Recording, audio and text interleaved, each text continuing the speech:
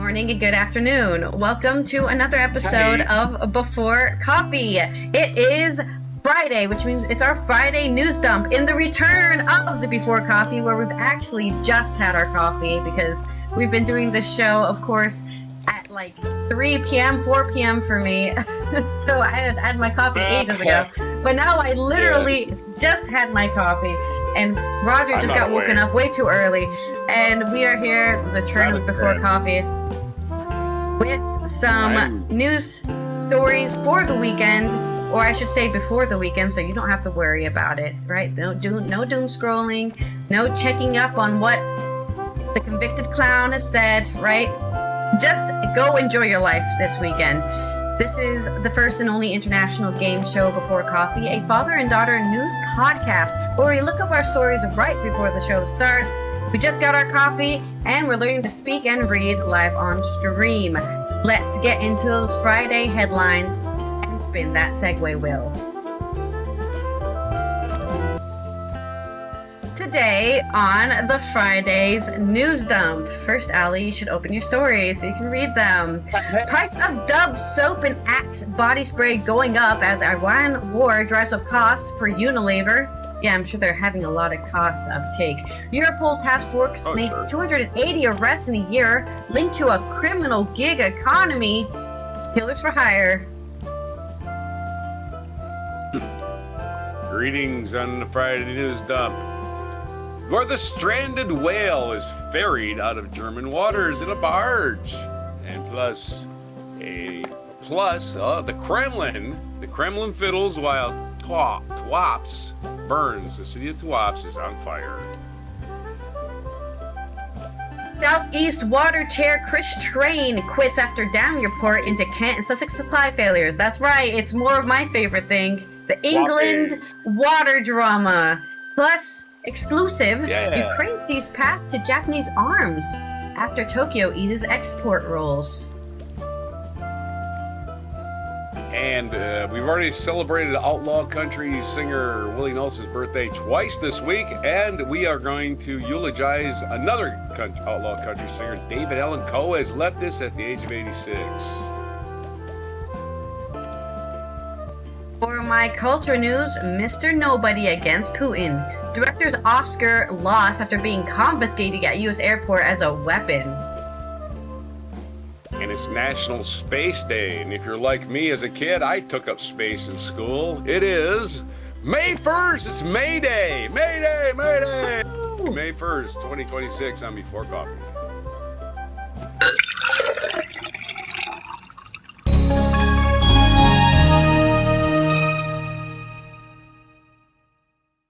Yeah, the teacher said they just take up space. There's our first dad joke of the day. During the break, during the intro.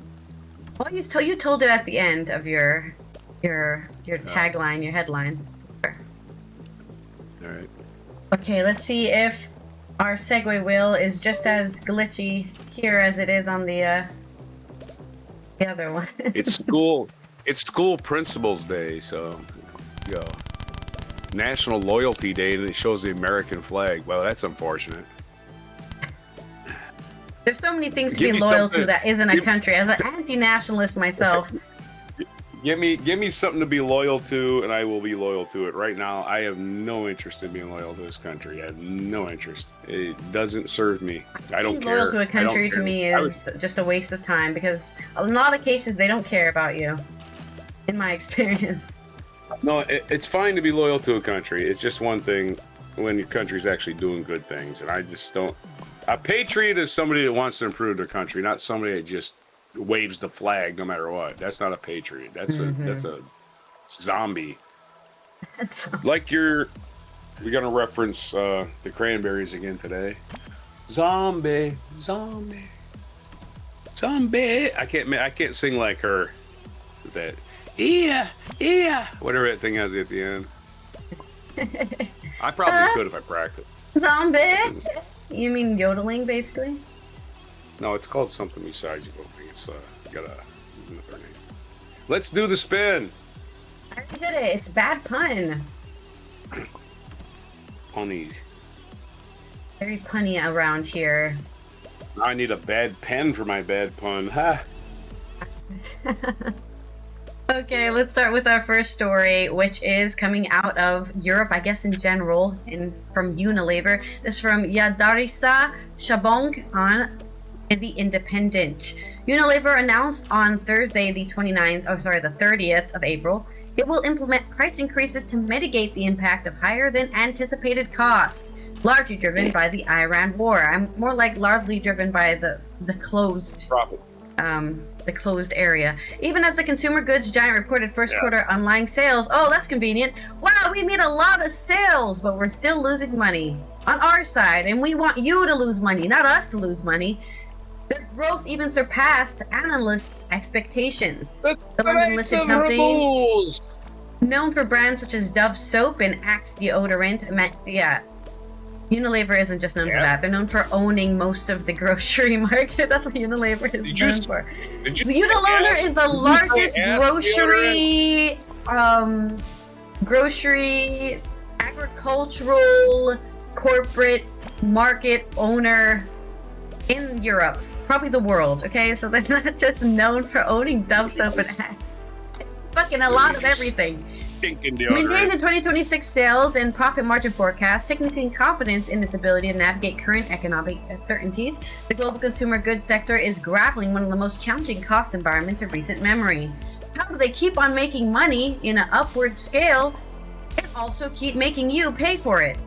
That's their challenge. The challenge is continuing to make a lot of money.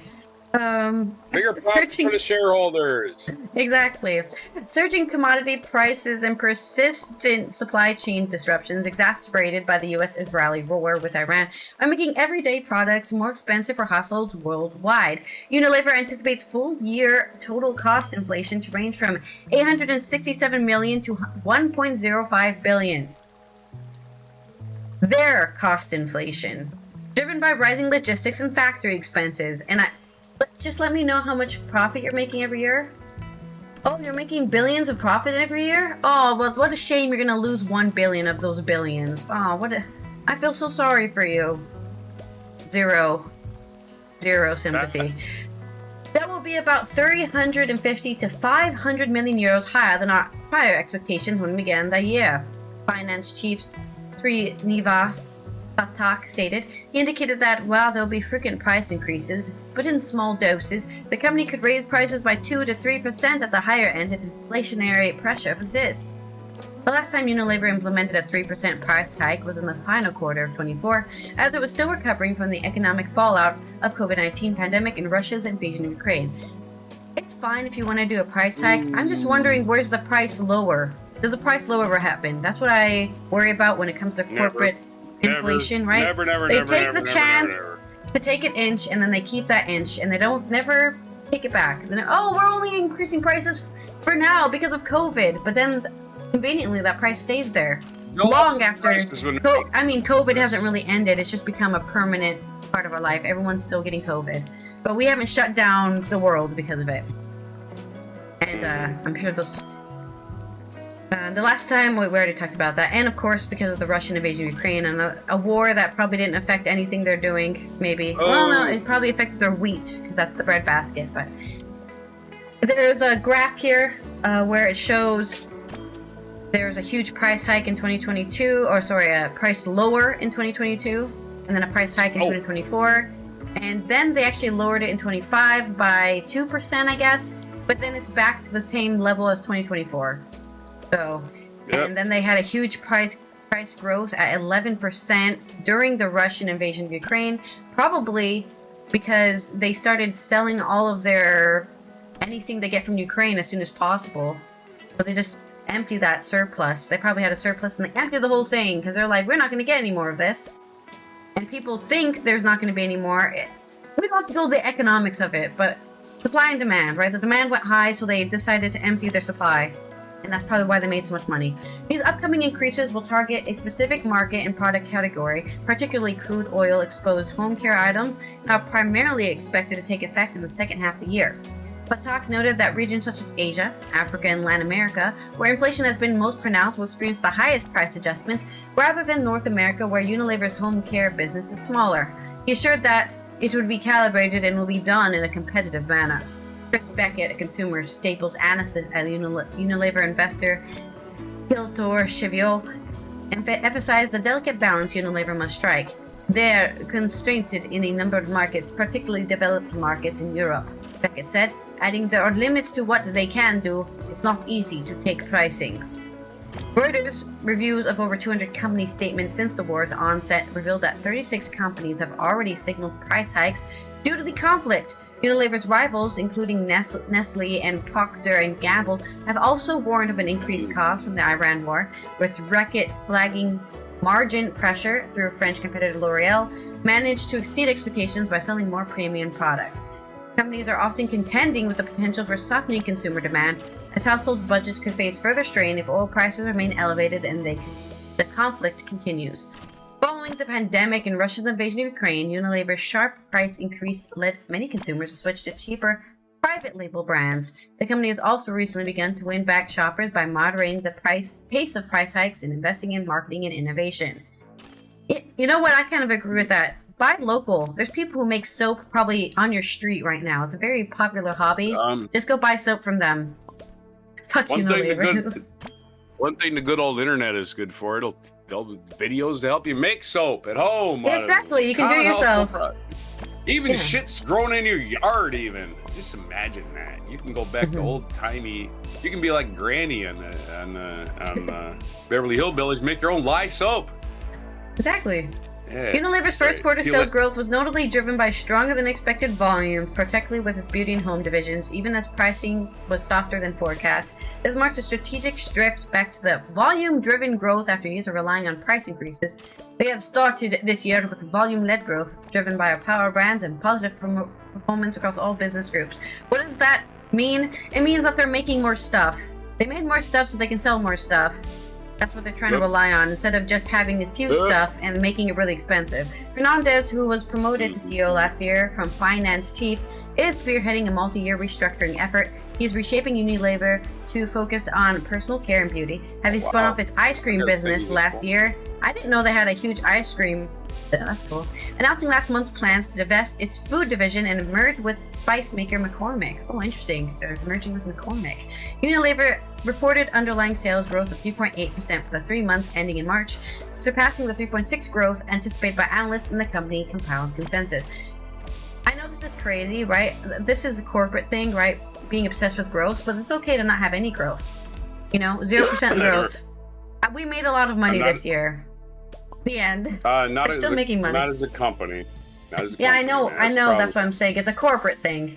I'm saying in reality, right? In reality, if Unilever had 0.6% growth, it would be fine. But because they're a company, it matters that they're always growing. They have to always grow. That's the problem with corporate capitalism. Always have to be growing. If you're stagnant, it's bad for some reason. You're still making a profit, right? You're still making a profit. Their profit hasn't changed. That should be the real reason companies exist. We made a profit at the end. But instead, it always has to be more profit and more profit and more profit. It can't just stop. A profit is fine. Yeah, it should be. So I don't know why I took my glasses off. You have to read stuff. Yeah. Did you finish the story? Yeah, sorry. I'm done talking about Unilever. And before I do my pun, I just want to point out, oh yes, my years and years of pilfering hotel soap is finally paying off. Right? And I don't know if you knew this. I don't know if you knew this. You can make soap out of soap. You can use it as like a kind of like how you can use yeast to make more bread. You can make piece of soap to turn into more soap. My mother, and I say this with all affection, she used to work as a maid, and at a motel, and she grew up during the Depression where you had nothing. You literally had nothing. They ate basically whatever they could eat, Anywho, she worked at a hotel, so she grew up poor, never threw anything away. She would she would bring all the soap home, even the used ones. I'm like, I'm not using that. It's got pubes on it, man. Anyway. just wash it off. Is no thanks. No thank you. No thank you, Unilever. I will keep my stinking money. And it will be stinking because I won't be bathing anymore.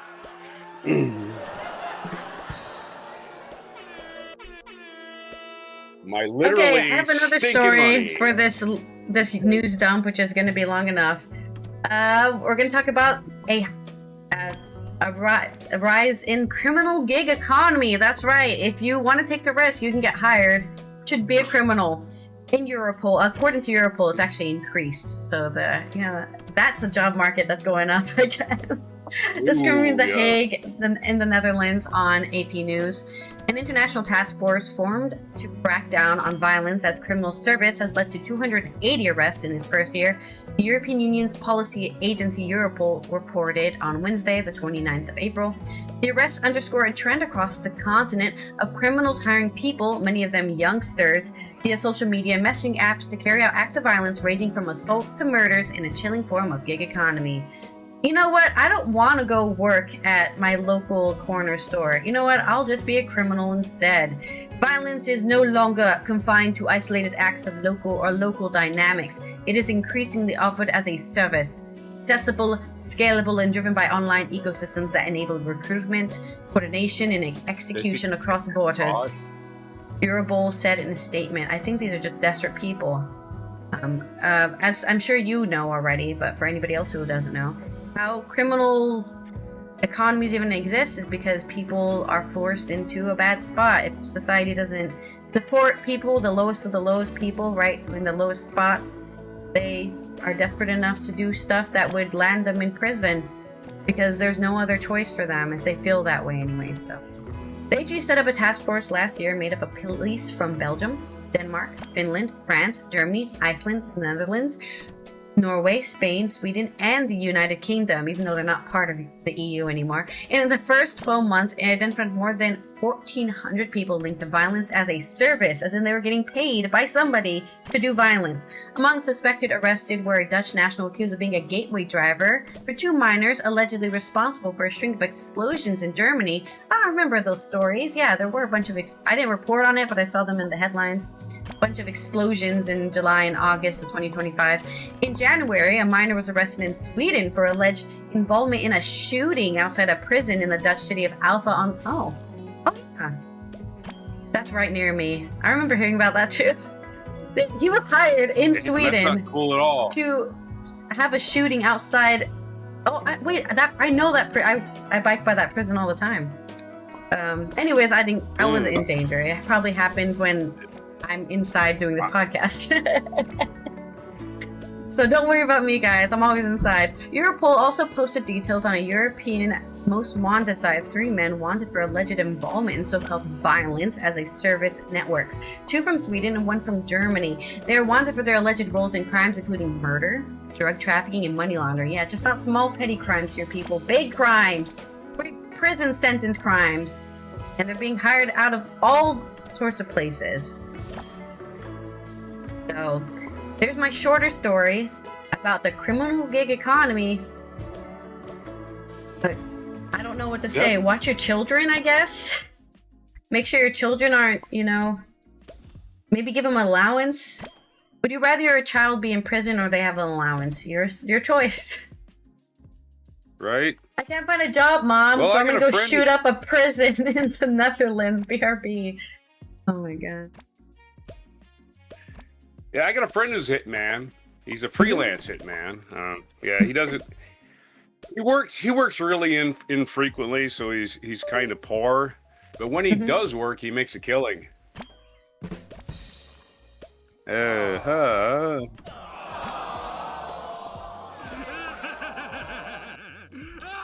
Evil pun. Not even a bad pun. Evil pun. What can I say? It's hard out here for a pimp. What can I say? All right, so let's have. It's illegal to be a pimp in a lot of places. We're gonna update our whale story. A whale of a time. There's my bad pun. Our next segue is metaphor and simile. Metaphor. Take it Metaphors away, about whale man. whales got 2 stories. Hold on, let me take my glasses out without ripping my hair out this time. At least you're not running out of hair. Come off, and it just Blessed grabs by on Willie. to like every hair in my head and pulls it out every time I take my glasses out. Okay. Stranded whale ferried out of a German waters in barges, says a story. This is from BBC. More than 5 weeks after a humpback whale. Oh, here comes an ad. I was on a reading pane, wasn't I? I thought I was on a reading pane. I guess I wasn't. More than 5 weeks after a humpback whale became stranded on shallow waters of the German coast, a barge has ferried the animal out of German waters en route to the North Sea. And let's hope it doesn't get lost again. The final operation to save the whale is being closely followed across Germany after a failure of earlier attempts to lure it away from the coast. The whale was coaxed into the water-filled barge on Tuesday in a mission funded by 2 German entrepreneurs. Hey, there's some rich people that are just not, well, let's go to Everest. Marine experts have largely distanced themselves from the operation. They're like, I don't know, we don't want to take part in this. Okay, fine. Let the German entrepreneurs do it then. An expert international whaling commission panel said such plans were well meant, but the animal looks severely compromised, unlikely to survive even if moved into deeper water. Despite the skepticism surrounding the whale's fate, those involved in the operation were delighted with the success. For many, Till Bacchus, the environmental minister of the northern state of Mecklenburg-Vorpommern, has become the face of the rescue mission, hailing the operation as a success. He said it was an example for Germany of what can be done. If everything goes well, it will be the North Sea in 2 days, he told reporters, adding that the whale was doing very well, reportedly even sang during the night. What did it sing? I don't know. What do whales sing when they're out far at sea? The 2 entrepreneurs who funded the rescue were delighted. The whale had been saved from the shallow waters near the island of Pole, where it had spent the last 29 days. So there's your story on the whale. Hopefully the whale as rescued, it will live another, however long whales live, another 50 years. Another 50? Well, I mean, I'm really happy to hear that because, of course, we talked about this story, 2 weeks ago, when all the scientists were basically saying, please don't do this. Right? Yeah. Let the whale die. Well, you got to try something. First of all, they have to dispose of it, and it dies, right? Mm-hmm. And they don't have the native population. They'll just maybe they just have regulations. Yeah, I think he was really threading on thin waters there, because his life was on a thread. Life was very much on a thread. Sorry, I was doing something. I was looking up the pronunciation of the city of Russia. Yeah, don't look at me. I did not even take a little bit of Russian. It was an option to take Russian during my bachelor's degree. Google could just tell me, but and then they were like, yeah, it's a really hard class. So if you're not dedicated to learning the language, don't take it. And I'm like, yeah, I think I'll just take Dutch because then I can live in the Netherlands. Let's say. TWAPS. T-U-A-P-S-E. TWAPS. The Kremlin fiddles while TWAPS burns. I just got the pronunciation. Don't try to connect. I'm looking for where it is. No. I'm trying to see where it is.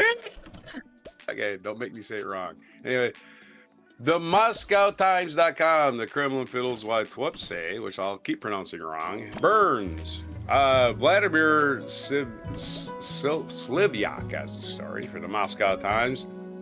No sooner had local officials declared that they had finally brought under control a fire that raged for days in an oil refinery at TWAPS, a port town on Russia's Black Sea coast, then it flared up again. The blaze is visible from far away as Sochi, and even from space. They always say that. Yeah, visible from space. They say that the Great Wall of China is visible from space. It's not. Satellite images show a vast oil slick spreading across the sea. That's satellite images. That's not space. Online volunteers are posting videos. Yeah, for anybody who doesn't know, most satellites are low orbit, so they're They're basically in the stratosphere. Yeah, well, they're in different orbits. But I'm just saying, they're not necessarily in space. Online volunteers are posting videos of dead marine life, including dolphins, their bodies coated in crude. This is a disaster. How much oil has already been spilled? Hundreds of tons or thousands. No one needs to know. Oh, Vladimir Putin ain't gonna tell you. Said there was no serious threats to TWAPS, which he's a liar, and people managed to cope with the challenges they face on the ground. Governor Benyamin Kondratyev told him so, he said. Okay. Putin is no stranger to calamity. He is a calamity. Or to minimizing it, but it is worth taking a look at what is actually happening. The inferno first erupted last week. Storage tanks filled with petroleum products burned, sending columns of black smoke visible more than 100 kilometers away. The volume of combustion byproducts released into the air was so large that TWAPS experienced what residents call oil rain, because it felt like the city had been doused in oil. A film resembling oil slicks settled on streets, plants, people, and other pets or stray animals that happened to be outside the wrong time. The film contains a toxic mix of pollutants, including carcinogens such as benzene. Because the fire is still burning, dangerous concentrations of these substances persist in the air. Black rain may well continue. Hey, live in hell, says everybody in the city. Wow. Officials say levels of harmful substances are 2 or 3 times above what's considered safe. To paraphrase a Russian proverb, lying is nothing compared to lifting sacks. Talk is cheap. That's a paraphrase. I'm not sure what the saying actually says. Lying is nothing compared to lifting sacks. Talk is cheap. Okay. There is no reliable independent data, but it's hard to imagine that concentrations near a fire are merely double or triple permissible limits. More likely, there are dozens, perhaps hundreds of times higher. Last week, roughly 60% of the facility's storage capacity was on fire. Now the rest is burning. The resulting clouds of soot and carcinogens are especially dangerous for children, the elderly, and those with cardiovascular or respiratory conditions. People with fragile health are already feeling the effects. The rise in cancer rates will come later. This is how such exposures work. And when the fire finally burns out, the disaster will not end. Toxic residues left behind by the fires and oily rains will remain in the environment, re-entering human bodies again and again and again. Nor is the damage confined to the air. At least several hundred tons of petroleum products have spilled into the TWAPS River and the Black Sea. Satellite imagery showed the large, literally the Black Sea now, right? Satellite imagery showed large slicks as early as last week. The leakage continued this week. The impact on marine ecosystem, coastline, drinking water contamination is a real risk. To understand what may come next, one only need to recall the spill in the Black Sea at the end of 24, which saw thousands of tons of oil products released. Fish, mollusks, dolphins, and birds died in large numbers. As then, volunteers are now desperately scrambling to respond, while Putin and Governor Kondratyev tell the country that there are no serious problems. Remember those videos where they're cleaning up the birds? Well, most of them die anyway. I don't mean to say that washing birds is pointless. Some of them will survive, just not many. Even if the visible oil is removed from the beaches, the problem will linger for years. Each storm will dredge buried petroleum products back up to the surface. Effective, repeated cleanup requires sustained resources and political will, both of which are in short supply given the war in Ukraine and the crisis of global oil market.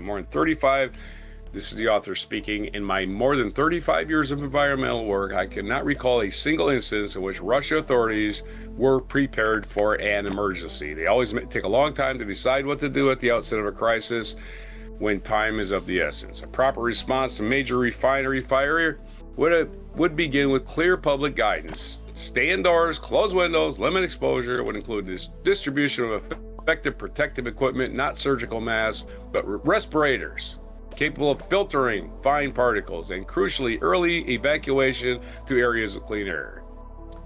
Reports of evacuation suddenly appeared on Tuesday. In reality, residents of a few streets were moved to a nearby school. That's not an evacuation. Still within a zone of contamination rather than taken somewhere where the air isn't polluted with carcinogens. The catastrophe is part of a broader consequences of the senseless and bloody war Putin unleashed more than 4 years ago. He isn't bothered by the hundreds of thousands of Russian and Ukrainian military deaths for which he bears direct responsibility, so it's naive to expect him to care about the burning oil tanks and poison seas.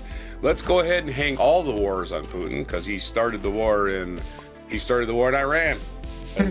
Trump does what Putin tells him to do. Or what Netanyahu tells him. Prove me wrong, right? At this point, prove us wrong that he didn't do that.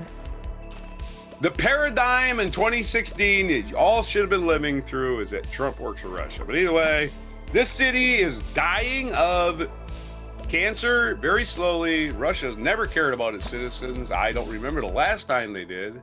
I know the czars didn't care. The Bolsheviks may have for a little while, but that didn't last. As soon as Stalin got power, that was the end of that. When have you ever cared about your people, Russia?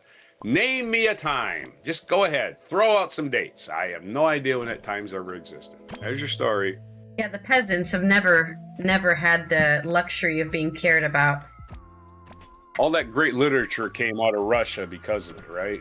You know why, what was it called again? Red November happened or whatever? Why the Bolshevik Revolution happened? Yeah, you know why that happened? Yeah. Because they've never cared about you ever in Russia. All that land, all that people. And not my problem. I want to go hang out with the rich people in Europe. That's all he was doing. Yeah, because a guy named Stalin back in the day said, "Hey, I want to be czar because they get to do everything and punish people." He didn't care about being a communist. He didn't care about taking care of the workers. He cared about power. And that's again Russia. That's all you breathe. That wasn't Stalin. That was Lenin, technically, wasn't it? I don't know. No, Lenin never ruled Russia. Lenin got 3 years. But he's the one who started the revolution. Aha! He didn't run it. Stalin did. Stalin's the guy that was looking at the czars and going, "I want to be a czar." Understand what I'm saying? I don't know what Lenin did. He didn't live long enough. So blaming Lenin for USSR is irrelevant. Blaming anybody for it. I'm blaming themselves. I'm blaming the running of the country being so ass. Stalin and Lenin. Anyway, that's my story. Sounds like they're stuck between a rock and an oil spill. Exactly. No, they're actually not stuck at all. They're actually not. They could leave, I guess. They would do. What they actually should be doing is what a civilized country does that cares about its people. Telling them the truth and evacuating them instead of going, no, you're fine. That's a pretty sunset. Yeah. Isn't that a pretty sunset? That sunset's pretty. We'll get them colors. Anyway, those colors are that reminds me of what Robert says all the time. I'll be like, "Wow, look how beautifully red that sunset is." He's like, and then he goes in a very Dutch way. He goes, "That's because there's copper in the air. That's pollution." Oh, that's a very Dutch reply, right? Look how beautiful. That's pollution. It's only that beautiful because of pollution. But anyways, is that a Dutch thing? Defeatism? Yeah, they don't really like to get overexcited about things, so they'll just be like, actually, matter-of-factly, that's where I'm getting it from, I suppose. So when I shit on your parade, it's my Dutch isms. I've been here too long, so I'm just like, time to shit on your parade, because that's not what's really happening. It's worse than you believe! Anyways, let's roll the second wheel for my stories. Yeah. They're all probably just expecting the Germans to march in any day, I don't know. All right, haiku time. World Wars. Haiku. Hi. One story or two. Cute. That's an anime actually about volleyball. Uh-oh. I have two stories here. They're both pretty long. Like I have to scroll a lot through them, so you should have enough time for a haiku. Anyways, you should probably have enough time for a limit, realistically. This is my first story coming from The Independent by Anahita Hossein Pour on my English water company's drama that I'm so obsessed with. The chair of the Southeast Water has resigned following a damning parliamentary report that declared no confidence in the company's leadership after widespread supply failures across Kent and Sussex. As in, hey, I'm paying for water. Nothing coming out of the faucet. Weird. Chris Train, The independent non-executive chair departed the board with immediate effect. Lisa Clement appointed as interim chair. The Environment, Food and Rural Affairs EFRA committee attributed the firm's abysmal performance to leadership incompetence and a lack of accountability. The report further criticized an inadequate governance framework that failed to hold senior staff responsible. Company executives had previously faced intense questioning from MPs regarding their handling of numerous supply interruptions. The outages occurring between November and January left thousands of customers without access to basic amenities like tap water, showers, or flushing toilets. And I remember we actually did a story about this because I'm always covering everything about this, okay? They were handing out water during this outage because, you know, people are paying them for water and they're not getting water. But it shouldn't be happening, right? In a sophisticated country, a civilized country like the UK. In a statement from the Southeast Water announcement, Mr. Train's resignation on Thursday, the 30th of April, it said it was mutually agreed that the new independent board leadership is now required to oversee a critical period of positive, transformative change for the company, its customers, and local communities. It further apologized to customers hit by operational failures resulting in a loss of public trust, and added that in notes reported by EFRA committee. So the company plans to double investment in its water supply network over the next 5 years. What are they investing in if they're not investing in their water supply network? We're a water company and we're investing in AI. Wait, what? No, invest in your company. In a report published on the 1st of May, the EFRA committee said, Southeast Water presents a company devoid of proper leadership, riddled with cultural problems that raise serious concerns about the ability of the executive team, led by CEO David Hinton, to bring the company back into compliance and deliver the services that customers deserve. Yeah, the entire culture of the company is, let's go have a party on the Thames. And not invest in, maintenance, making sure the pipes are not full of junk so that they can deliver water. You know, they're not freezing, they're not breaking, they're not cracking. Leadership teams play a major role in how company culture develops. Culture change at this scale requires Southeast Water's leadership to change. The report also called on SEW's shareholders, Utilities Trust of Australia. Australia is invested in the South England water infrastructure? Oh, that's crazy. NatWest Group Pension Fund and Desjardins Group and associated holding companies to hold the company to account. Well, they're not being affected. That's the problem when you have people from different countries investing in your company, right? I'm not really affected by if the water gets delivered because I don't live there. The firm was fiercely criticized over multiple failings that led to outages, as well as response during the crisis. These include poor maintenance of infrastructure. Surprise! Why is it always this? Hey, I wonder why our infrastructure is failing. Did we maintenance it at all in the last 10 years? Oh yeah, we're supposed to do that. Failing to monitor critical risks, failing to invest or build resilience, and blaming external factors such as climate change and increased demand. It's not our problem that we don't do any of the things we're supposed to do. It's your problem.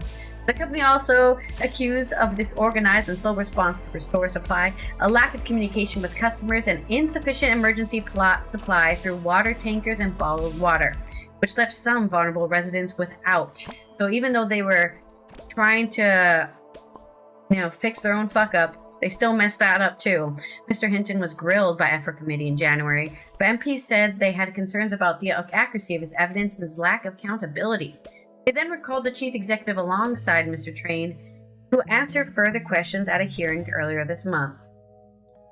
In a contrite appearance, Mr. Hinton admitted he got it wrong in his handling of outages and acknowledged some of the team's failings. But in its report, the committee said the leadership demonstrated a clear pattern of obfuscating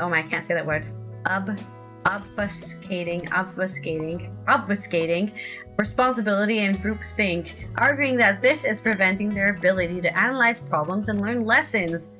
Yeah, it's his problem. No, I think it's all our problem. We're a company, after all. The Liberal Democrat leader, Sir Ed Davey, said people across Southeast have been badly let down by Southeast Water total failure of leadership.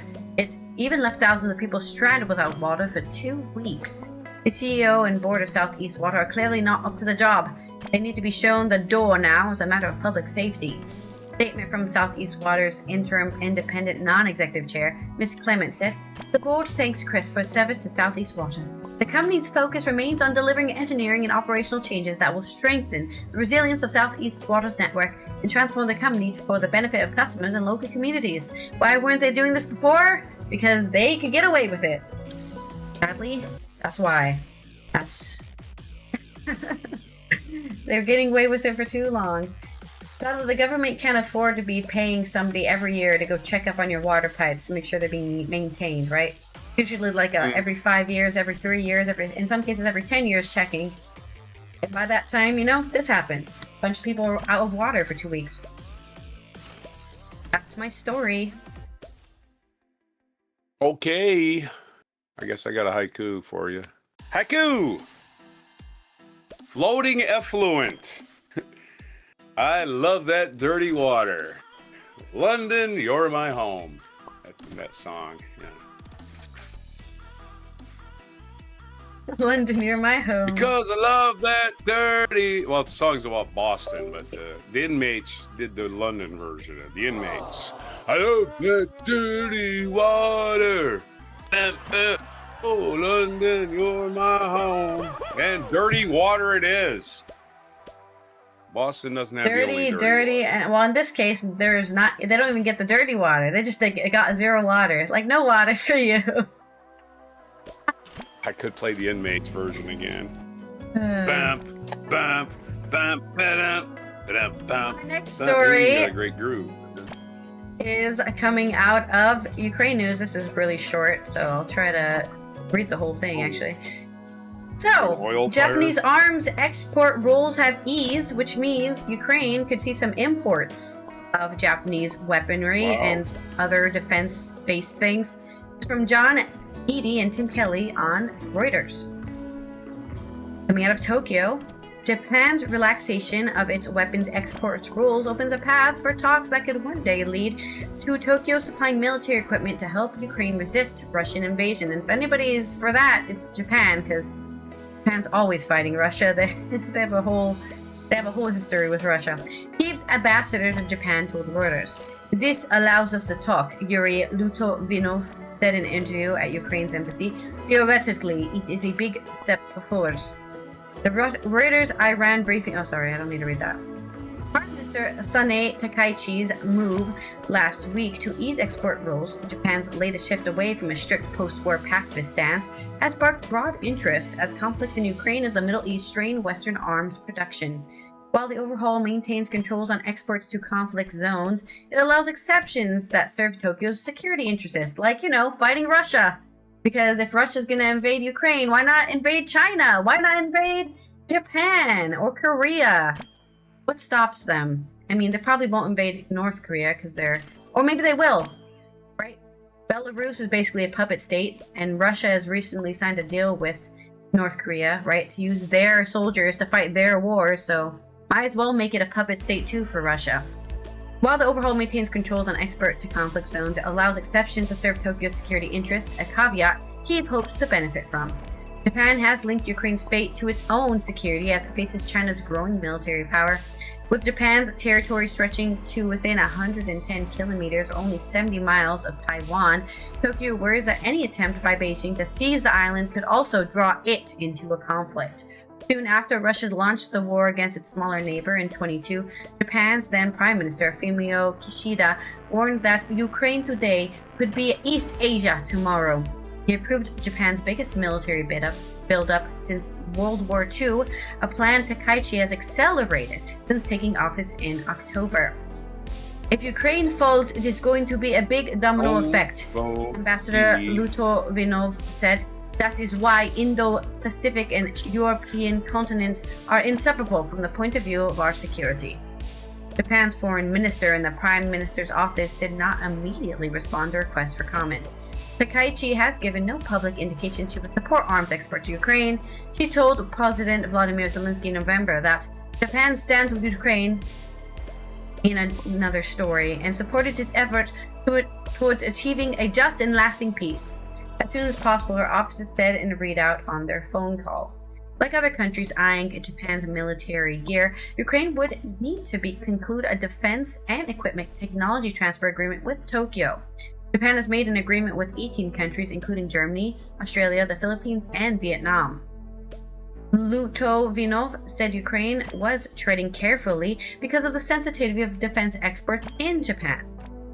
More immediately, he said, Tokyo could help fund Kyiv's development of an air defense system that would reduce its reliance on the US-made Patriot missiles, which are increasingly on short supply. We have all the necessary industrial capacities for production, but we need investment, we need funds, he said. Discussions are also underway about Japan contributing to NATO's Prioritized Ukraine Requirement List, or PURL, a program that funds purchases of US-made equipment for Kyiv, Lutovinov said. The program has supplied more than $4 billion worth of equipment and munitions, with Australia and New Zealand last year becoming the first non-NATO countries to join. I'm about to finish the story. I was just saying, I was rushing that. through I'm this. finishing. Like, I'm in a hurry. Like, oh, I thought you'd be done. The story. I'm sorry. I'm not complaining. Yeah. I'm not complaining. I was like, I thought you said it was shorter. I was like rushing through this and doing things fast. Oh, okay. I have plenty of time. I'm sorry. Every country can participate in the mechanism, respecting its own legal framework and non-lethal weapons as well, Lutovinov said. Japan firms could help Ukraine diversify from sources of electronics and micro-components it needs for the thousands of drones it has deployed on the front lines. He said Chinese-made components have historically dominated Ukraine's drones, according to a report from last year by Ukrainian think tank Snake Island Institute. Behind Lutovinov is in the embassy reception room at a Vampire bomber drone built by Skyfall, a leading Ukrainian manufacturer of low-cost drones that says it now has enough production capacity to export so they can make money to fund their defense. Takaichi's administration plans to unveil a defense strategy and military procurement plan this year that is expected to call for a significant increase to the air, sea, and land drones of that kind that Kyiv has used to repel Russian attacks. We are not a country that would like to just ask. We are a country that is going to provide as well, Lutovinov said. I mean, they used to be the breadbasket of Europe before they mined all the wheat fields. So Ukraine has been providing for a long time before they got attacked. So let's not act like Ukraine has just been picking back off everyone and this whole time, right? Before they got attacked, they were very useful. Exactly. Russia doesn't want their land for the people. They want it for the resources. Exactly. The huge resource capitalization has all been put on pause, basically, because of this war. The technology of Japan and the experience of Ukraine, if we can put them together, it would be a high-class product. Reporting was done by John Geedy and Tim Kelly, editing by William Mallard. Here we go. Give me your haiku. Right. Since you had to rush through it. I did it really fast. I was like, I better hurry. I'm like, this is going on. Maybe I can refine this song. I started refining it, and I refined it even. And like, you're still okay. It wasn't a lot short. Sorry. Okay, Ukraine. I was gonna do this to the tune of Spanish Bombs by The Clash, but it didn't work out. All right. Ukrainian bombs falling in Novosibirsk, which is a Russian city, are made in Japan.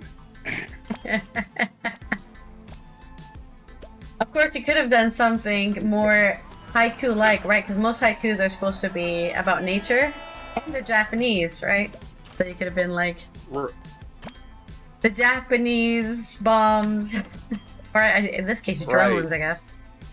I mean, I could have wrote something about a lotus.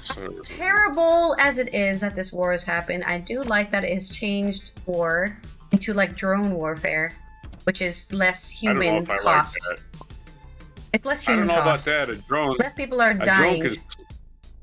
I don't know about that because drones can just sneak into your city by the hundreds and just wipe you out. Yeah, but it's mostly drones fighting each other, really. Yeah, now. These drones are not small enough to sneak into your house. They're as big as a plane. They're not sneaking anyway. Drones can be this big, man. Maybe I understand, but those aren't military drones. I'm talking about military. They're the ones that are going to locate you. They're the ones that are going to find where you are. They're going to pinpoint your location, and then they bomb you with other drones. Okay. Yeah. All right, then. That's my story. That's a happy thought. I'm not looking forward to any type of warfare. I don't think any advance in warfare is good for anybody. All right, let's have a spin. Warfare is more with what I'm talking about. Yeah, it does bring the United States defense budget into focus as why you waste all this money on bombs when a drone could just take out. Yeah, waste all your money on robots to fight each other in the field. We send $1 million. I'm just spitballing numbers, but I know bombs are basically $1 million, basically minimum. $1 million bomb to take out a $50,000 drone, and missing it too, missing it completely because they're more maneuverability. All right, let's tell a joke.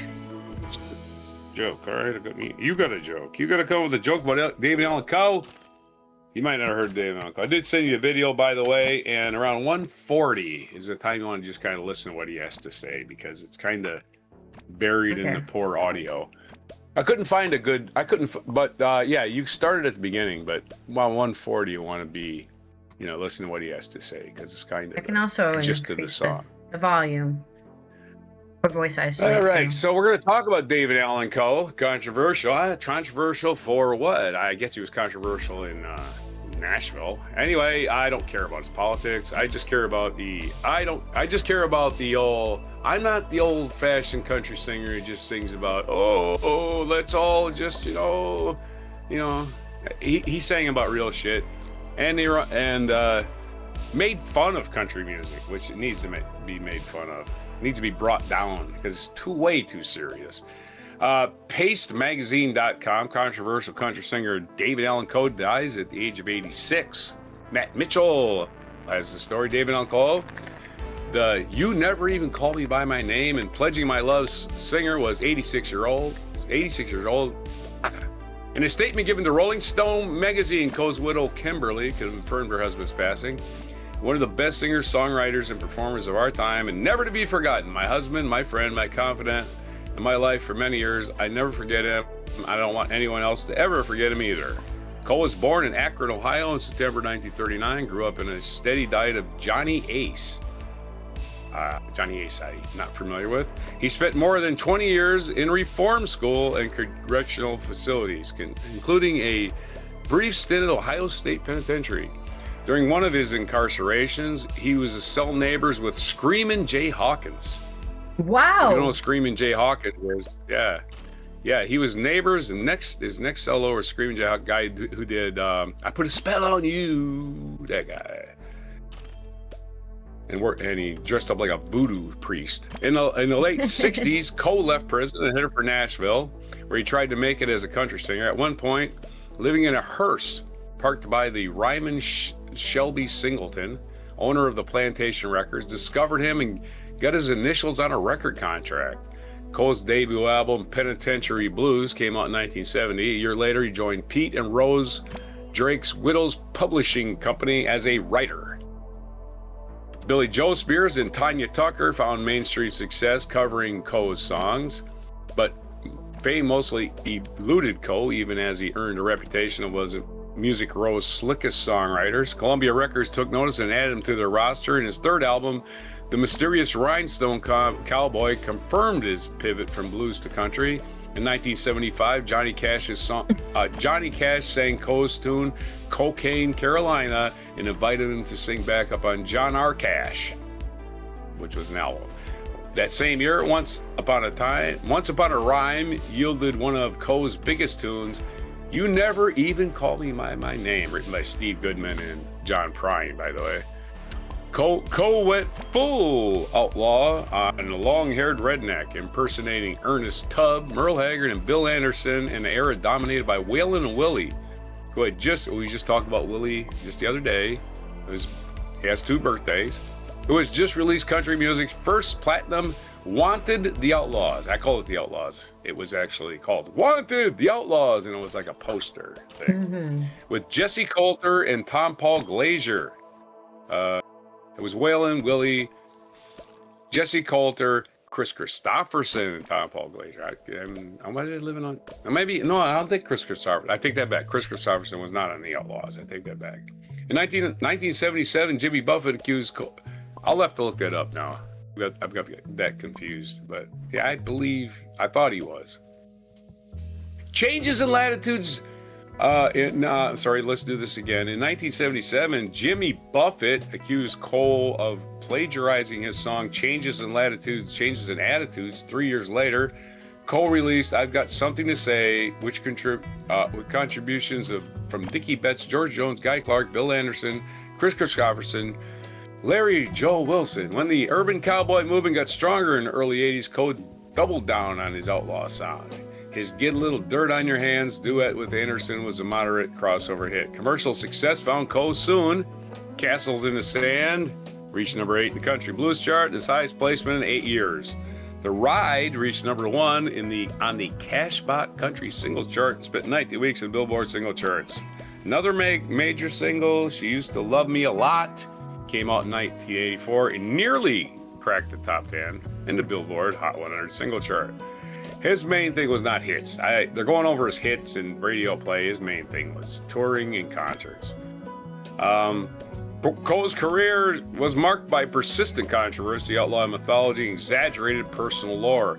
He insisted that he spent time on death row after killing an inmate who tried to rape him, but the claim was later disproven.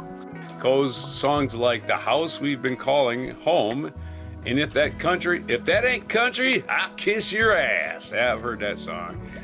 Were barred from country radio stations because of polygamous and racist lyrics. The Singers Association with the Confederate flag, which every country singer did. Which, if you're gonna call country singers the Confederate flag, that was just a thing. I mean, Tom Petty and the Heartbreakers did it. You know, it was just one of them things like, "I'm from the South, fuck you," and it lasted like 5 or 6. Yeah, less than my mid-80s when it became, you know what, Confederate flag's kind of offensive. Again, we're trying to cancel people after their death. This is not a thing. You can't go back and dig them up and punch them in the face. They were just in the times that they were in. You need to stop pretending that this time is the same as that time. It's not. It ain't that way. You don't live now. You live now. You don't live then. Don't pretend you did. Coe also refuted accusations of racism. "I have dreadlocks down to my waist, with earrings on both my ears, and my beard is down to my waist and is in braids. I was in prison with 87% black people. I hung around black people, and I learned to sing music with black people. It was ironic that in prison, the white guys called me a N-word lover, and now I write the word N-word in a song, and I am all of a sudden a racist." It's pretty ironic. Again, just using that word does not make you a racist. Otherwise, Bob Dylan would be a racist, wouldn't he? And nobody's ever accused him of being a racist. Bob Dylan mentioned. Bob Dylan put the N-word in the song "Hurricane," and it was a hit, and it was played on the radio. So let's not even act like, "Oh no, he used that nasty word," which is in rap songs a million times. Let's stop. And I get it. It's not using it as a slur. Neither was he. Anyway, once again, different times, folks. Requiem for Harlequin featured criticism against the KKK. Rebel Meets Rebel ridiculed the U.S. government treatment of Native Americans. On Nothing Sacred, an album released via mail order in the back of a motorcycle magazine, Coe included this song, "Fuck Anita Bryant," a dig at Anita Bryant, who famously supported the repeal of anti-LGBTQ discrimination laws in Florida. Yeah, Anita Bryant was a gay hater, just gay. Not even there was no LGBTQ. There wasn't none of that acronym. There was none of that in the 70s and 80s with Anita Bryant. There was gay. She was against gay people, just gay people. Oh my God, they're happy, you know. I don't know what the hell. But the underground album song, N-word fucker, was so offensive that the ensuing years, Coe was often mistaken for a white supremacist musician, Johnny Rebel. Again, people just, "Oh my God, I've been offended. There's a white guy. Point a gun at him." I don't know. Again, I never thought he was a racist. Again, I've listened to his, one of my co-workers used to play David Allen Coe all day long. It's fine with me. He didn't play it to high volume. But every time you never call me by my name came on, we turned it up. Because, yeah, we sang along with it. During a legal conflict with IRS in the early 2000s, Coe lost his publishing rights to the bulk of his catalog, including Take This Job and Shove It. He wrote that for Johnny Paycheck. I thought Johnny Paycheck wrote that, but there you go. In bankruptcy court, all the songs on the X-rated albums were sold, he said in the interview. I don't own that stuff anymore. I have nothing to do with that stuff. They have given me the credit. They have to give me credit as a songwriter, but I don't make 1 cent. So it sucks that he ended up broke, but he lived a rough and tumble life. That's what happens. The music industry is undefeated. It has taken them all down, taken down all the greats. Even the ones that are still alive, the music industry is taking a big chunk out of their ass. Just ask Paul McCartney. He might be filthy rich now, but he learned from a big chunk of his ass disappearing back in the 60s. So there's your story about David Allen Coe. Rest in peace. Outlaw country singer. We need more outlaw country singers. Rest in the country. All right. My joke. Home. I guess this is a joke. Yeah, I'll give it a joke. Better be a joke. I lost it. Better be. I'll laugh either my joke. way. Oh, I was too busy editing. That's why I lost my joke. Got the rim shot. When you listen to rock backwards, you hear satanic messages. What do you get when you listen to country music backwards? I know this answer, but go ahead and tell it. Your wife back, your life back, and your dog back. Is Africa by Toto country music? No, it's continent music. Africa's not a country. Come on. Go. That's a terrible one. Right on. All right, yeah, I almost lost my job as a DJ at a country music station. I accidentally played the same 3 songs for 5 hours. Fortunately, our listeners didn't seem to notice. That's a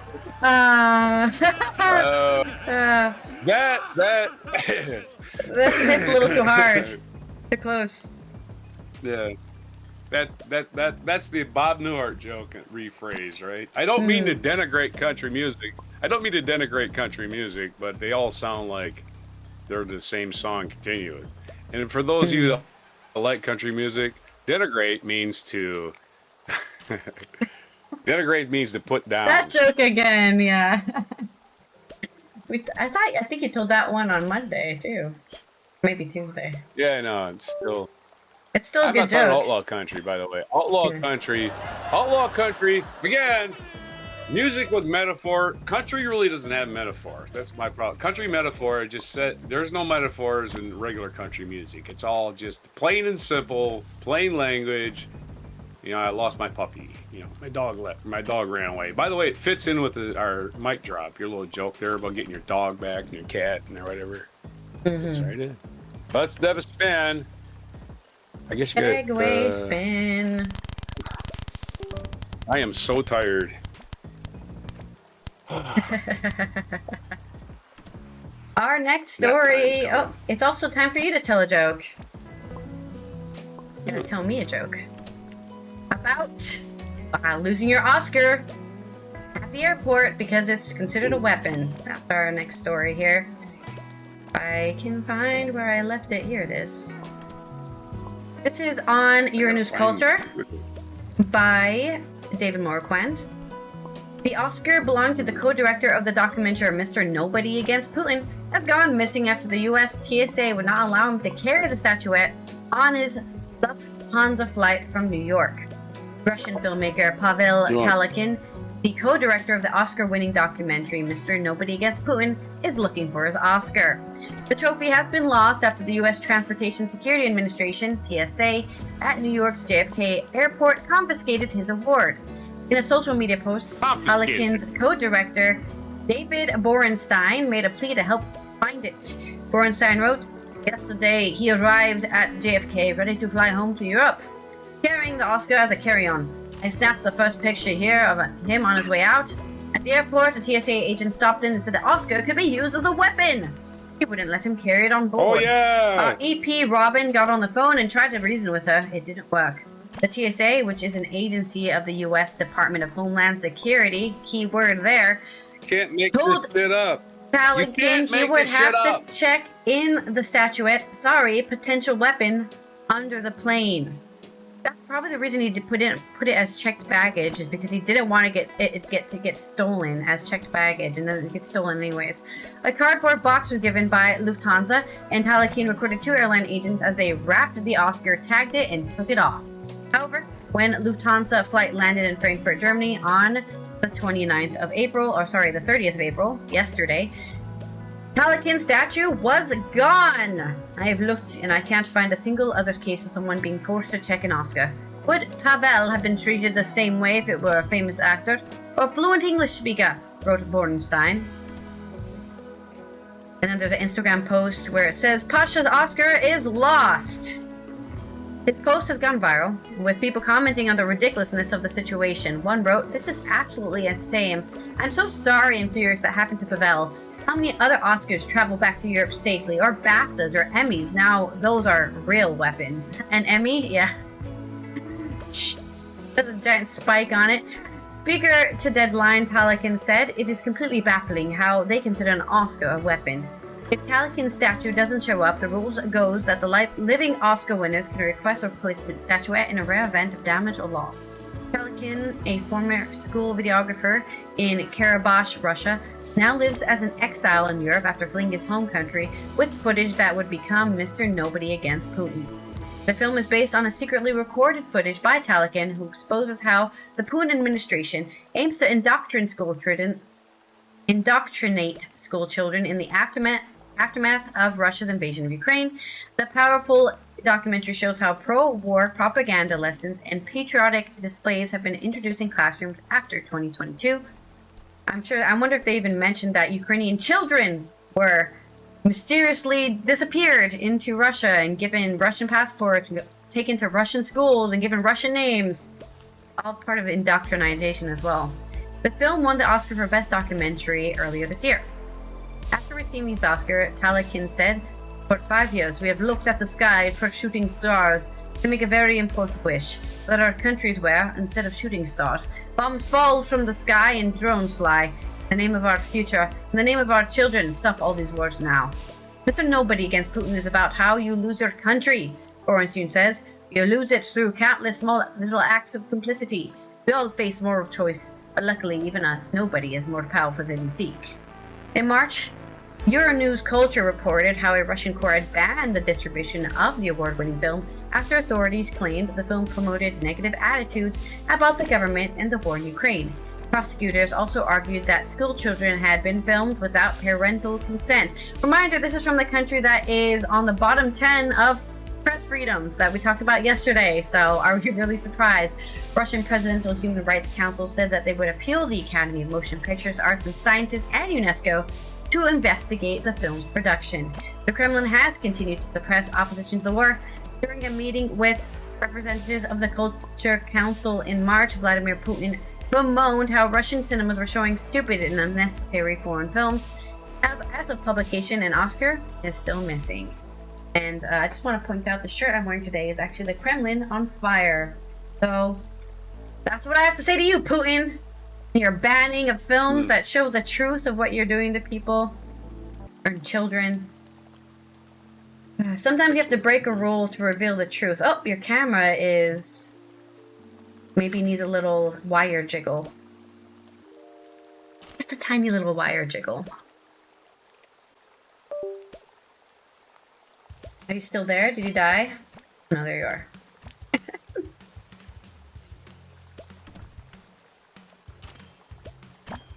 This thing is infuriating. Okay. Yeah, I had a joke. I would have a joke, except TSA itself is a joke because I know, right? As you can basically kill people. You can make anything a weapon on a plane. Those little plastic forks they give you, and plastic knives or whatever. You can cut people with those. A pen? Right? You can strangle somebody. Your seatbelt. You can strangle on your seatbelt. And if your seatbelt ain't long enough, if you're a fat guy, you can go, hey, I need one of them seatbelt extensions. You get one of those seatbelt extensions, they give you a big old strangling device. Hell, you can take a rope with you on the plane and strangle somebody. Yeah, I don't even know your what the hoodie string, right? You can pull that out and kill someone with it. What are they trying to prevent? What are they trying to prevent? What are they? Oh, you're going to hit somebody over the head. Okay, I can hit somebody over the head now with this, right? You can't hit the pilot over the head. At this point, it's just conspiracy. You know, it's just a Russian conspiracy, really. He's on the hit list for the TSA. Because you can't get in the cockpit, so you're not going to hit the pilot over the head. Who are you going to hit over the head with that thing? What? Yeah, it's just TSA is the joke. They're the joke. They're absolute waste of time. The truth speaker. What are we going to do about TSA? I don't know. We're not going to do anything about TSA because they don't serve a function. They just waste everybody's time. And money. And taxes. They catch guns.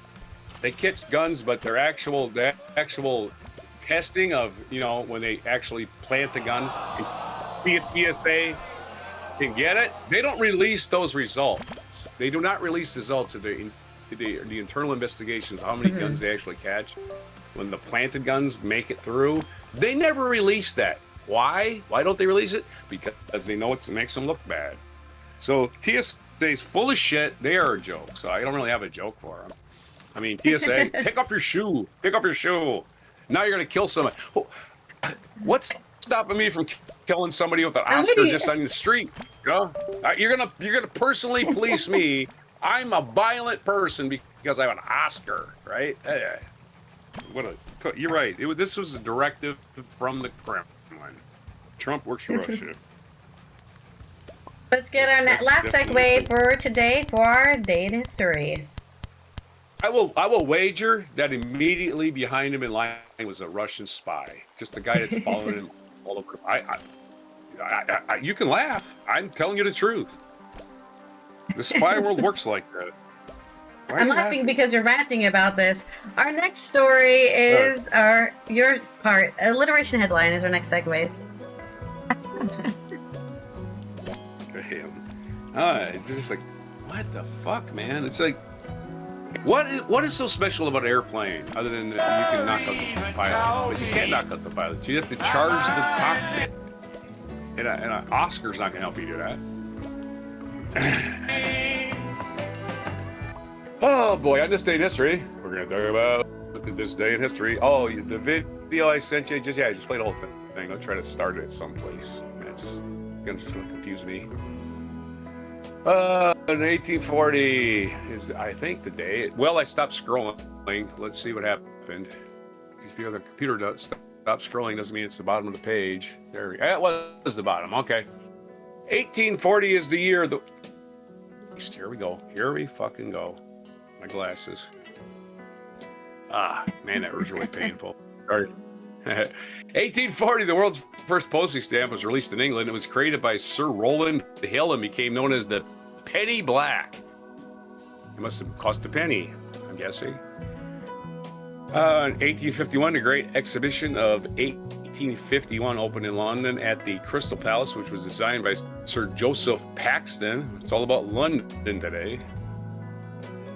No, here we're going to Memphis in 1866. The Memphis race riot began as members of the city's white majority attacked black residents. 46 of them were killed, and unprovoked violence helped to win passage to the 14th Amendment.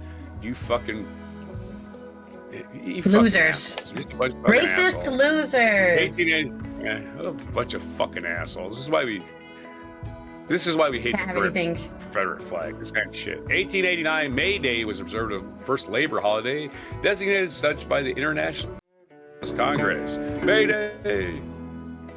1889, the Battle of Manila Bay ended in the defeat of the Spanish Pacific Fleet by the U.S. Navy, resulted in the fall of the Philippines and contributing to the final U.S. victory in the Spanish-American War. Spanish-American War spilled over to the Philippines. The other side of the world. Amazing, right? 1909, Kate Smith, known as the first lady of radio, was born in Greenville, Virginia. Kate Smith, known for singing God Bless America a lot. 1924, iodized salt. Iodized. I don't know why I can't say that word. Iodized salt first went on sale in the United States, available at grocery stores in Michigan. The state was then part of a region known as the Goat Trade Belt, which refers to the enlargement of the thyroid gland due to iodine deficiency. And now they tell you if you live by a nuclear power plant to use iodized salt in everything, because iodine will, when there's a nuclear what do you want to call it, or catastrophe, your thyroid gland is the one that takes the abuse, I guess. 1931, the Empire State Building officially opened. For 4 decades, it was the tallest building in the world. It is considered a U.S. landmark. We've been to the top of it. Actually, not the top, almost the top. The very top. You pay an extra $100. Yeah, just to get up there. Way too much to go a couple more floors, and you don't see anything extra. You know, it's just, I still see all the city again. 1941, Orson Welles' Citizen Kane, considered by many critics to be the greatest film ever made, premiered in New York City. Orson Welles, the first guy to film a ceiling, they say. Like, nobody ever filmed ceilings before then. They just did it in sound stages that didn't have ceilings, and he did it in real rooms that had ceilings. 1960, while on a Renaissance flight deep inside the Soviet Union, a U.S. U-2 plane was shot down. Francis Gary Powers, who worked for the CIA, was taken prisoner between the United States and the Soviet Union and became as the U-2 incident. I don't remember this, but I remember my siblings talking about it, and it was like, United States was like, spy planes? We don't have any spy planes. We don't have Francis Gary Powers. Never heard of them. And then Moscow trotted them out in front of the cameras and said, look at this. I have the American flags right there. I had to admit it. We don't spy on Russia. Yeah, of course we spy on Russia. We still do have U-2s. They're still a thing now, by the way. They still fly really, really high in the air. 1961, the first major airplane hijacking, speaking of airplanes, 1 year later, occurred when a man forced a commercial airliner en route from Miami to Key West, Florida, to detour to Cuba. Yeah, it became a thing that... Party in Cuba. It used to be the joke that Cuba was replenishing their Air Force by stealing American airliners. 1971, Amtrak, the federally supported corporation that operates nearly all of intercity passenger trains in the United States, began service. Of course, anything like that, any major undertaking, needs government support. Private enterprise could not do it. No way. They're too interested in the profit motive. They could not lose money for 5 straight years and go, someday we'll make money. No, they want instant return for the stockholders. So need the government to do it, unfortunately, folks. That's the way that works. The big projects need government money, and it's always been the case. Even when these so-called oligarchs say they are these so-called independent entrepreneurs, they say, I raised a lot of money. Yeah, you raised a lot of money from the government. 1991, Rickey Henderson stole his 939th base, his career surpassing Lou Brock's Major League Baseball record. That's Rickey Henderson's record forever, as far as I'm concerned. They'd have to change the rules. Rickey Henderson's one of those guys, he would walk. First of all, he walked a lot because he was in a crouch. He batted in a crouch. He had a really small strike zone. And he would be on second base. He would start the game off. He'd either a home run or he'd walk to get the first base. He'd already be on second. He'd steal third even. He would steal third. He was a base stealer. Rickey Henderson was amazing. And not the greatest teammate, I guess they say, because he was kind of self-centered. But whatever, man. And he was great at baseball. 2004, the European Union was enlarged to include the new member states of Cyprus, Czech Republic, Estonia, Hungary. Hungary, mind your business now. You're finally doing something right. Latvia, Lithuania, Malta, Poland, Slovakia, and Slovenia. The whole slew of countries. Our featured event 1999, an unsolved mystery on adverse. The body of British mountaineer George Mallory was discovered on Mount Everest on this day in 1999. 75 years after Andrew Irvine disappeared while attempting to become the first people to summit the peak. Well, it's not an unsolved mystery. It's a solved mystery. He died, and there he is. There's your solve. Oh, it's not unsolved.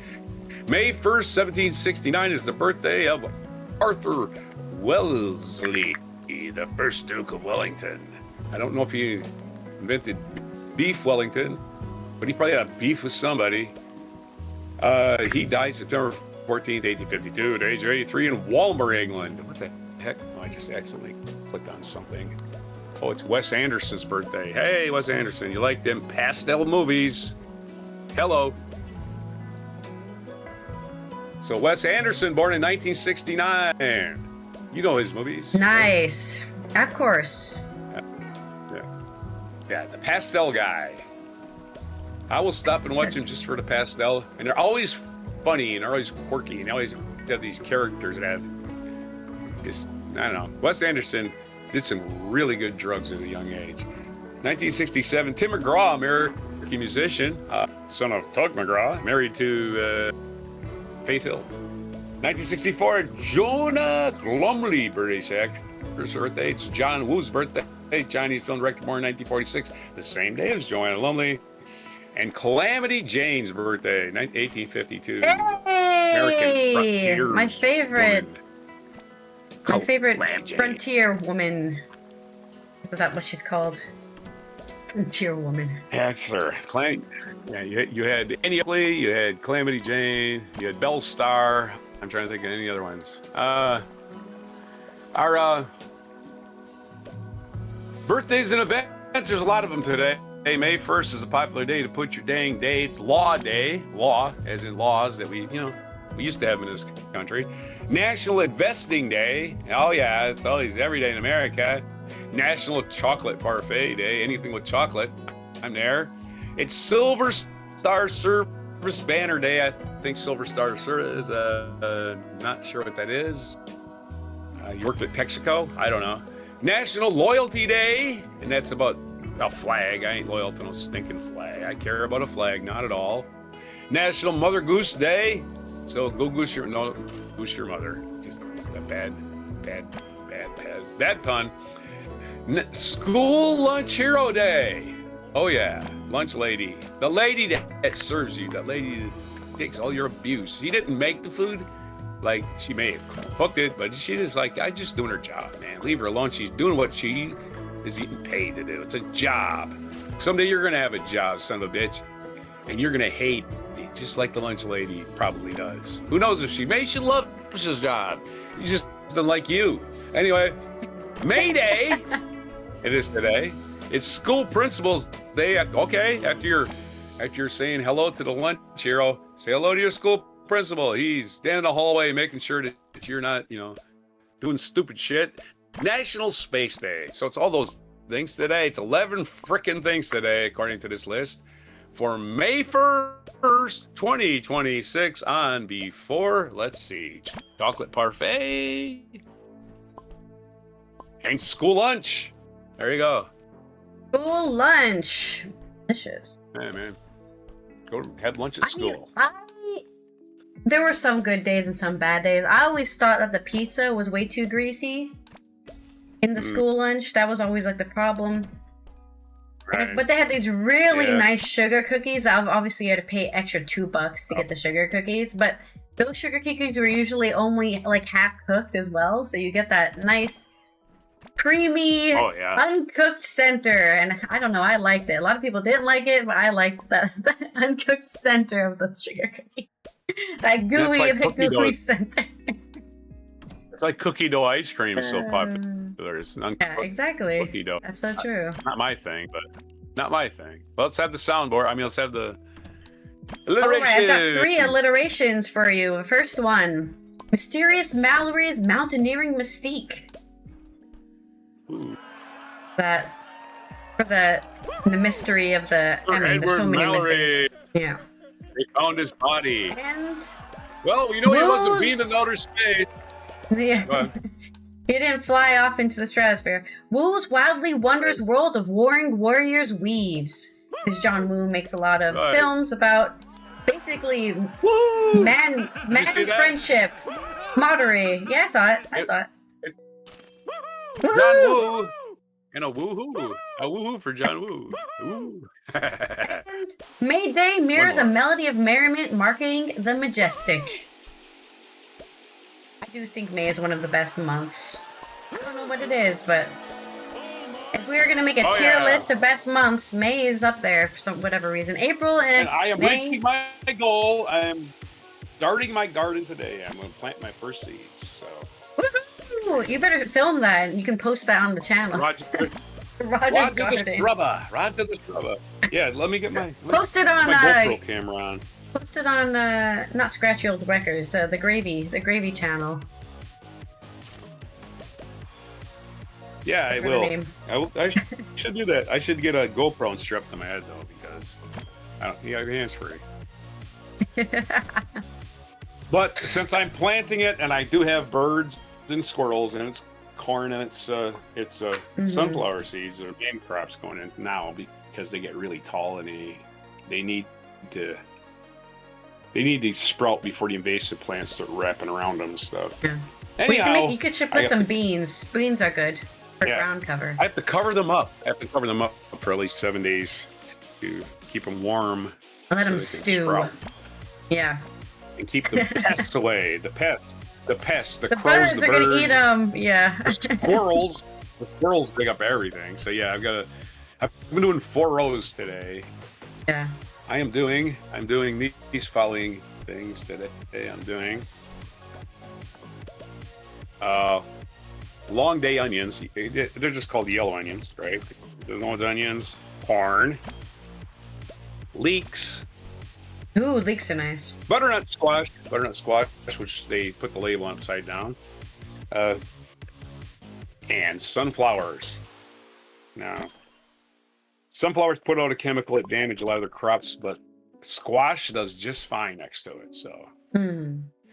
Yeah, I've always wanted to create a mound garden myself, which is like the traditional way Native Americans usually crop. And I planted it on the hill, right? So it's kind of terraced and it runs off. So the water drains real well, and all these should thrive as long as I keep them fertilized. Oh, well, I guess wish us luck, or wish you luck on your gardening venture. Yeah.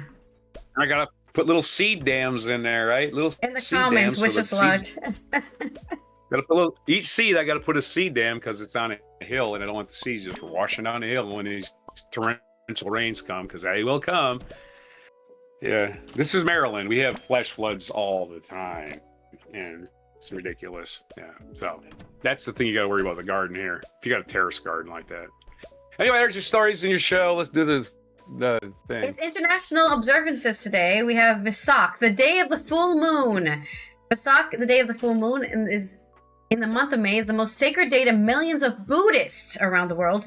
It was on the day of Vesak 2.5 millennia ago, in the year 623 BC, that the Buddha was born. It was also on the day of Vesak that Buddha attained enlightenment. It was also on the day of Vesak that Buddha is the 18th year passed away. He only was 18? I had no idea Buddha only lived to be 18. Shit. Anyways, so that's today for the Buddhists out there. Anybody who practices, you probably already know if you're Buddhist that it's today's Vesak. But in case you didn't know, it's today. On Saturday, it's World Tuna Day, so celebrate those big fish that are so big. They're huge. They are a great ally in our pantries around the world. Tuna is rich in omega-3. Also contains minerals, proteins, and vitamin B12, among other advantages. Out of the 23 tuna stock, only 2 stocks are still being overfished. So stop overfishing them. There's other ones out there. There's other tuna you can fish. 2/3 of the principal tuna species caught for food are caught in the Pacific Ocean, 23% from the Indian Ocean, and the remaining 11% caught in the Atlantic. So I guess if you want to go to a place that doesn't have a lot of fishing for tuna, go to the Atlantic, and good luck, because it's not exactly calm sailing in the Atlantic. And on Sunday, it is World Press Freedom Day. We were just talking about it yesterday, how press freedom has gone downhill all over the world in a lot of places. Yep. So you have to go out there and fight for it, whether that be doing it yourself like we are, right? We're doing the press freedom ourselves. We're talking about whatever shit we want to talk about. Or supporting a show like ours to make sure that our word is being shared and it's not being suppressed. Exactly. I'm being oppressed. Violence is inherited in the system. I will vote for you. Or as that great Buddhist, the Dalai Lama said, Gungla Gunga Gunga Glunga. Another reference for you there. 2 references. We're on a roll. Candy. Okay, but that was all our United So I got that Nations going observances for the next 3 days. So go ahead and observe them. And thank you, everyone, for being here for another Before Coffee Friday news dump. End of the week. Don't doom scroll. That is my only mission I gave you over the weekend. This has been Allison from the Netherlands, Roger from the East Coast of the U.S. As we finish it off, see you on Mucking Fun Day for some news after the weekend. So if you miss anything, we'll tell you about it on Monday, okay? Please do not doom scroll. And thank you to everyone who's already following, already subscribed. If you're not doing that, please follow us on our new Twitch channel, Before Coffee Podcast. Same name as the YouTube channel. We need more followers on there so we can, I don't know, spread the news everywhere on all the platforms. Yes. And before I go to what else? With you too. Yeah, before I go. Yes. And subscribe to us so we can also get pushed onto the algorithms on YouTube. I'm going to Thank you to all our Before Coffee Patreon supporters for keeping the show running. And here is our mic drop moment. Oh, that freak song that boy's got out. Yeah, that one says, well, it was all I could do. Keep from trying. Nobody whistles really loudly anymore. So you slept to remain. Like This is old timey. This is a real touring band. They're just doing a concert right in front of their bus, right? It's awesome. We didn't get a venue, so just come to the parking lot. Even Right. Put up the stage. Give us an extension cord for amps. And you don't have. Hey, can we get some electricity from you, McDonald's? Yeah, sure, go for it. And you don't have to call me Charlie Pride. You don't have to call me Merle Hager anymore. Even though you're on my fighting side. You're on my fighting side. You will let me. I know these words, man. I've heard the song 1,000 times. Jukeboxes. You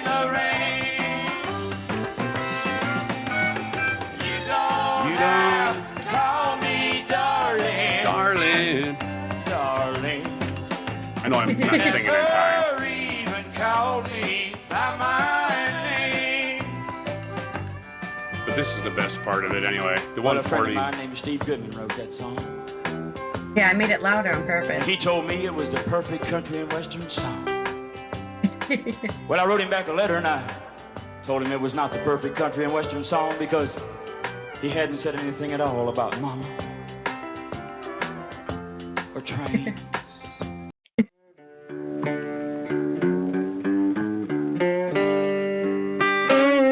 Be sure to hit the like, subscribe, and notify buttons. And follow our other channels, Toxic Alley, History of Gravy, and Scratchy Old Records.